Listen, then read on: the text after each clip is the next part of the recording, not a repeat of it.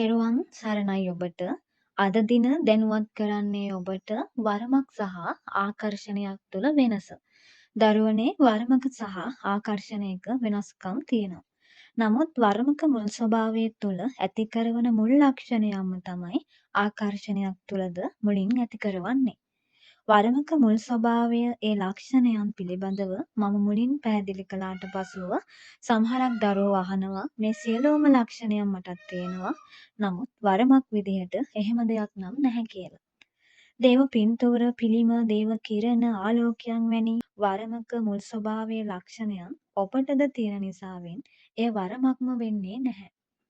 වරමක් සහ ආකර්ෂණයක් හඳුනාගන්නේ කොහොමද? වරමක් තුළ ඒ ඥාතියා හෝ ඒ බලවේගය නැත්නම් දේව ශක්තිය ආවේශ ආරූඪ වෙමින් හෝ ශරීරගත වෙලා කතා කරනවාමයි. හැමදේ පැහැදිලි කරනවා.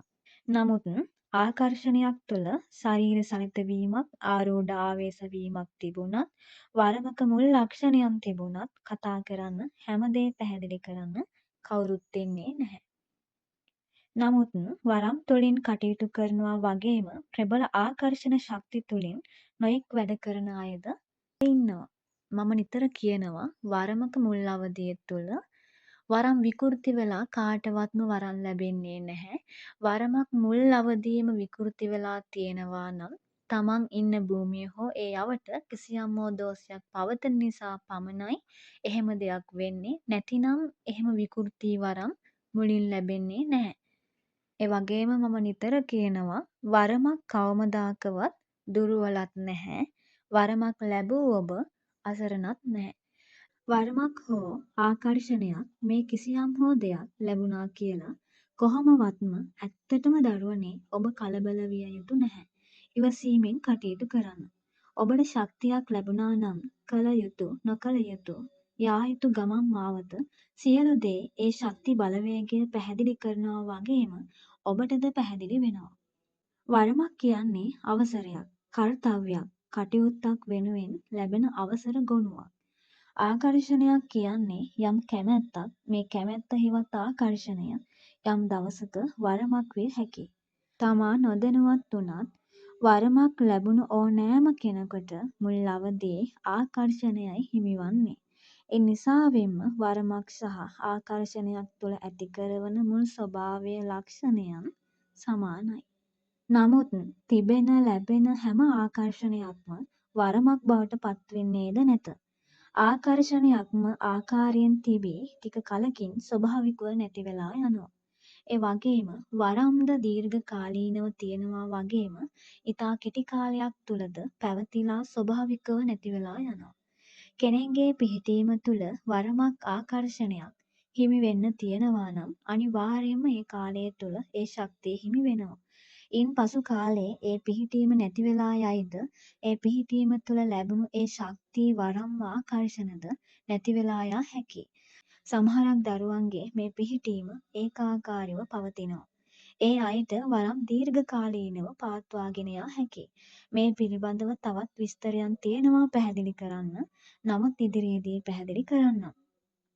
ආකර්ෂණයක් වරමක් බවට පත්වෙනවා නම් තමන්ට ලැබුණු ඒ ආකර්ෂණය මුල් අවදියේ සිටම පිරිසිදුව රැකගත යුතුය. වරමක් තුළින් අන් අයට ලොකු යහපතක් කළ හැකියි. නමුත් වරමක් බවට පත්වෙන්න කලින් තමන් ඒ දේවල් ගැන කලබල වෙලා මුලින් ලැබුණු ආකර්ෂණ ශක්තිය ගැටලුවක් බවට පත් කරමින් විකෘති කරගතහොත් කල යුතු යහපත කිරීමට නොහැකි වෙනවා. ඇති කරගත් ගැටලු විසඳන්නම තමයි කාලය ගත වෙන්නේ.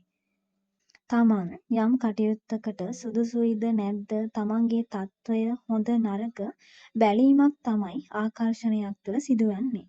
ඔබ හිතන්න පරීක්ෂාවකට ලක් කරනවා කියලා.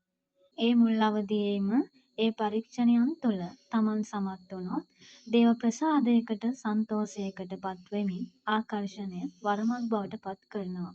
වරම් අවසරය ලබා දෙනවා. ඔබට හිතනවා නම් වරමක් ලබා දෙන්නේ ඒ අවසර දෙන්නේ තවත් වරම්ලාභියෙක් කියලා එය වැරදි වැටහීමක්.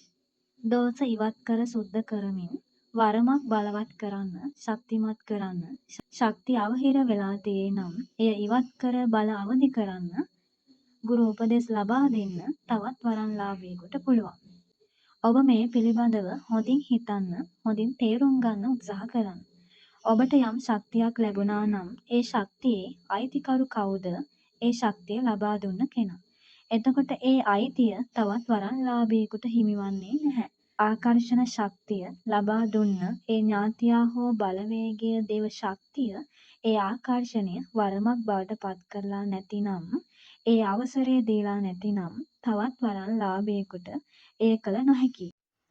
ඔබ හිතන්න ඒ ආකර්ෂණ ශක්තියේ අයිතිකරු එය වරමක් බවට පත් කරලා නැතිනම් තවත් වරන්ලාභියෙක් බලවත් කරන්නේ කවුරු දුන්න වරන් ශක්තියද? ඒ නිසාවෙන්ම දරුවනේ ශක්තියක මුල් අවදියේම ඒ පිළිබඳව කලබල වෙලා තවත් දේවාලවල නන් දිසාවේ දුවන්න ගියහොත් වරම් බලවත් කරන්න කියලා ඇති වෙන්නේ ගැටලු විතරයි.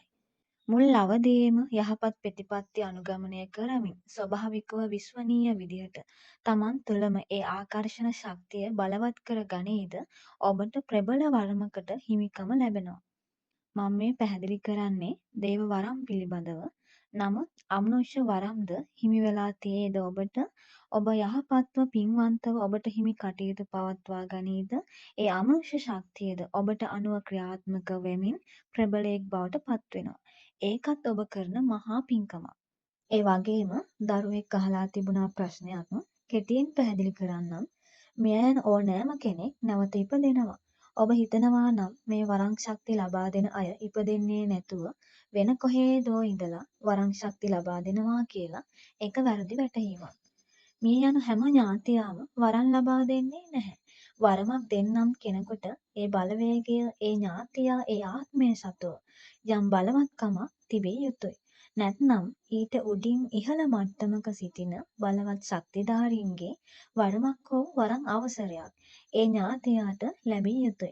එතකොට තමයි ඕගොල්ලන්ගේ ඥාතීන් ශරීරගත වෙලා කියන්නේ මම සත්පත්තිනි මෑණියන්ගෙන්, මහා බඩකාලි මෑණියන්ගෙන්, කඩවර දෙවුඳුගෙන් මෙවැනි දේව නාමයන් කියලා ඒ වරම් අවසරයෙන් පැමිණියේ කියලා කියනවා.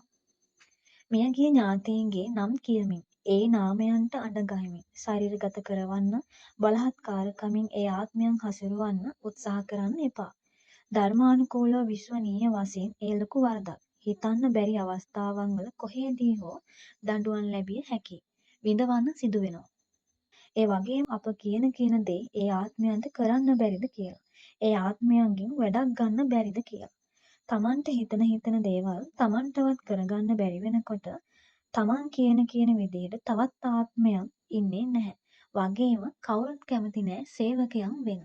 ඒ වගේම දරුවනේ ඔබ තේරුම් ගත යුතුයි ඕනෑම දෙයක් කළ හැකි වන්නේ ඒ කෙනාගේ ආත්මයේ ශක්ති මට්ටම් අනුව. ඔබ තේරුම් ගන්න මම ඔබ අනික් අයටද කළ හැකි දේවල් කෙනාගෙන් කෙනාට වෙනස් වෙනවා වගේ මේ ශක්තියින් බලවේගයන්ටද කළ හැකි දේවල් වෙනස්කම් තියෙනවා. සියලු දේ කළ නොහැකි. වගේම අපේ ඥාතීන් මිය ගියාට පසුව නැවත අපේ ඥාතීන් වෙන්නේ නැහැ. එතකොට ඒ අය එක ගනුදෙනු කරනකොට අපි නිවැරදි කල්පනාවෙන් සිහියෙන් කටයුතු කළ යුතුයි. මේ මියගිය ඥාතීන්ගෙන් ලොකු බලාපොරොත්තු තියාගන්න එපා දරුවනේ. ඒ වගේම දරුවනේ මෙහෙම දේවල් වලට ප්‍රබලව පුරුදු වෙලා ඇබ්බැහි වෙන්න එපා. ඒවා ලෙඩක් බවට පත් වෙන්න පුළුවන්. ඉතින් ඒ නිසාවෙන් ඔබට ලැබුණා නම් දෙයක්, ලැබුණා නම් වරන් ශක්තියක්, ඔබ ඒ දේ සතුටින් පිළි අරගෙන යහපත් අයුරින් පවත්වා ගන්න. ඒට ආශිර්වාදය මුළු විශ්වයම ලැබෙනවා. ඒ වගේම දරුවනේ ගුරුකම්, ගුරු ඇඳුරු, කට්ටාඬින් කියන්නේ ඒ අය සහ වරන්ලාභීන් දෙගොල්ලක්. වරමක් ලැබූ කෙනෙක් නම් ඔබ වරන්ලාභීන් තමයි ඇසුරු කරන්න ඕන. ඒට හේතු තියෙනවා. මම ඉදිරියේදී පැහැදිලි කරන්නම්. ඒ වගේම දරුවනේ මේ සමාජයේ නොඑක් දේ පැතිරලා තියෙනවා. සංස්කෘතික වශයෙන් හෝ යම් දේවල් පැවතීම උදෙසා යම් කටයුතු වල රැඳෙනවා. නමුත් දෙයක් තේරුම් ගැනීමේ හැකියාව Tamanටද තිබිය යුතුයි. ඉතින් දරුවනේ වරමක් ලැබුණු නිසාවෙන් හෝ දේව කටයුතු පවත්වාගෙන යන නිසාවෙන් මෙහෙම දේවල් පිළිබඳව දැනුම අවබෝධය ලැබෙන්නේ නැහැ.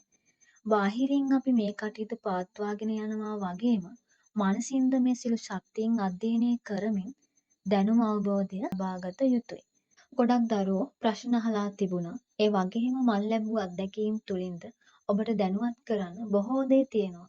නමුත් දරුවනේ කාරුණික තේරුම් ගන්න ඒ වෙනුවෙන් කාලය වෙන් කිරීමේ අපහසුකමක් තියෙන්නේ. නමුත් හැකි ඉක්මනින් ඒ සියලු දේ ඔබට දැනුවත් කරන්න මම උත්සාහ කරනවා.